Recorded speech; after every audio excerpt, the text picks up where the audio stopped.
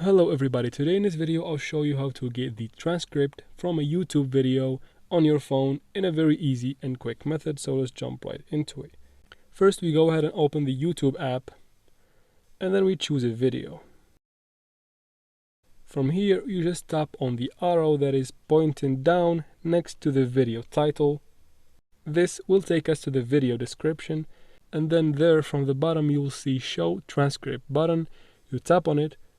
There it will take you to the video transcript and you can easily use it to follow up with the video you're watching. And that is how you easily get the video transcript on YouTube on your phone. If this video was helpful, please like and comment down below. Don't forget to subscribe to the channel for future solutions to all of your tech problems. Thanks for watching.